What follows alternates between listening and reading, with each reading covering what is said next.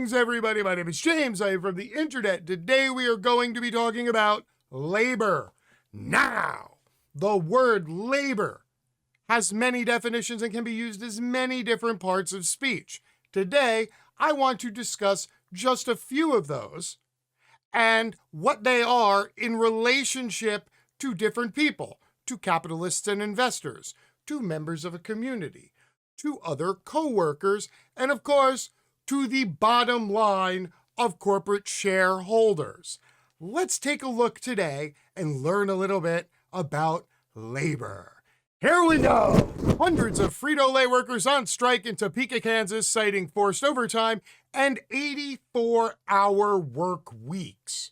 If you're not aware, 84 hours a week, that's a lot of hours to demand that somebody work. So surely there is a very good reason for this, right? Workers at the Topeka plant have been pushed to the brink as the factory revved up operations during the pandemic, according to the local labor union 218. Many of the factory's more than 800 workers are working 7 days a week and up to 12 hours per shift, with just 8 hours between clocking in and clocking out. Quote, "They are forcing the current workforce to work double and triple shifts. Workers do not have enough time to see their family, do chores around the house, run errands, or even get a healthy night's sleep." Now, this is the part where I am going to pose a question, and here it is. If capitalists and investors actually gave a fuck about people who worked for them and considered them to be individual human beings rather than an amalgamous mass in a column in a spreadsheet referred to as labor, would they be forcing people to work 84 hours a week and to work 12 on and 8 off, back to back to back for 7 days at a clip? Does that sound like something that somebody would do if they actually gave a crap about any of those human beings or the quality of their life? Seriously, ask yourself that question. I'll continue. Frito-Lay said it's, quote, committed to providing a safe and fair workplace, and that it made an offer to the local Union 218 back on July 1st that would, quote, address the concerns that have been raised about the Topeka facility. Under the proposed contract, workers would receive a 4% wage increase over the next 2 years, and the work week would be capped at 60 hours. Wow. Really? You're going to give them a whole 4% over the course of 2 years as they work 60 hours a week every week so that you can sell more chips and make more profits? I feel like there would be a different way to do that. I'm going to get to that in just a second. Quote, "We believe the strike unnecessarily puts our employees at risk of economic hardship, and we're focused on resolving this matter as expeditiously and fairly as possible. While we work to resolve the strike, we remain focused on continuing to run the operations of the plant in Topeka and set a contingency plan to ensure employee safety." Now, I'm not a registered OSHA person, even though I did take and pass the OSHA 10, the OSHA 20, and the OSHA 40, which actually licenses me to go to corporations and teach the 10-hour basic workplace safety OSHA course. I'm going to guess that having fewer employees working than were already working there when shit was bad is going to make it worse and thus less safe. When that happens, people make mistakes. They get sloppy because they're exhausted, because they're trying to do the work of multiple people at once. That is when accidents happen. But apparently, Frito-Lay is not concerned about that because the chip must go on. The maker of Cheetos, Doritos, and Tostitos, you know, all the fancy O's, is a division of New York-based PepsiCo, the food and beverage giant, with a market cap north of $211 billion. PepsiCo didn't immediately respond to a request for comment, but earlier this week, the company said revenue is up 14% year to date, fueled by the success of Frito-Lay, which recorded more than $4.2 billion in sales last year as pandemic-bound Americans loaded up on snack foods. A box drop technician at the Topeka facility says that workers are not sharing in the company's gains. He told Labor Notes that his wages have increased 70 cents in the past 12 years. The Local 218 said PepsiCo is exploiting its dedicated employees and risking their health by forcing them to work so many hours.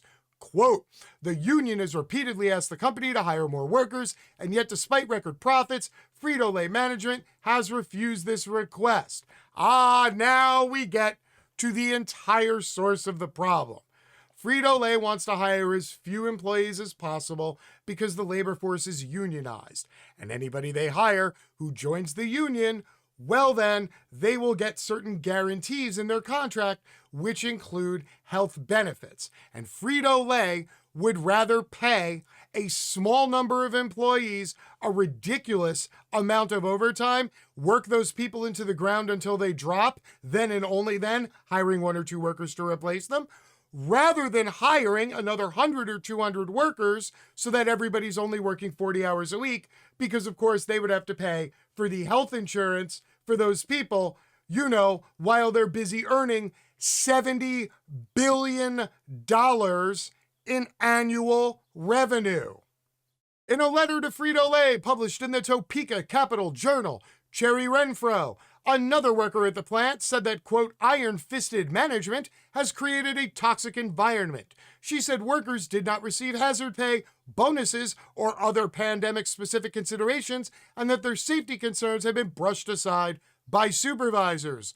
When a worker collapsed on the line and died, quote, you had us move the body and put another coworker to keep the line going. And so again, I ask, do you really believe capitalists and the investor class give a crap about any of the individual human beings that all get crammed together in that one tiny column in a spreadsheet called labor? They are literally telling their labor force that they are disposable. And yet, they want to run press releases to have the public feel badly for them. But what about the billionaires? But what about the $70 billion corporation? Did you ever think about them? Oh no, what's going to happen to the stock price? In fact, Frito-Lay went out of its way a week into the strike to put out some public statements, including those that said the employees who are currently on strike are the ones who are in fact endangering the other employees. Again, Frito-Lay has 800 people working at a plant that needs about 1,200 people working there for it to be safe and everybody to be well rested. Now that there are only 300 employees there because 500 are on strike, Frito-Lay is saying it's everybody else's fault, not theirs. Also, we literally just read about 2 different people who died on the job at Frito-Lay before the strike from being overworked, and Frito-Lay's response was to have the employees brush the warm corpse aside and get somebody else over on the line to make sure the chips kept getting bagged. But Frito-Lay wants you to think it's everybody else's fault. So what can you do about this current face-off between the mega corporation and the 500 employees who don't want to get worked to death so that the mega corp can take in $70 billion in revenue while giving them a whopping 4% raise over the next 2 years? Well, to start with, you could stop buying all those goddamn Frito-Lay products. All those O's, the Tostitos, the Doritos, all the other chip O's. Fuck them. Stop buying them. If you really have to have crappy food, I'm sure there's other crappy food you could have in place of Lay's crappy food. This is something that the striking workers are publicly asking for. So even if you don't think it's going to hurt PepsiCo's bottom line, or it's not going to hurt Frito-Lay and their image, show some solidarity with fellow members of the working class. If they tell you the best thing you could do for them right now is to boycott Frito-Lay and to make some comments on posts in social media about how Frito-Lay needs to treat its employees better, then maybe, if you can find a few minutes in your day, please do that. Because if fellow members of the working class act in solidarity with other members of the working class, that is how you build a proper labor movement. So fellow workers, take care of each other because your bosses, management, investors, and the capitalists literally do not care if you live or die. Until next time, my name is James. I am from the internet and I am out. Peace.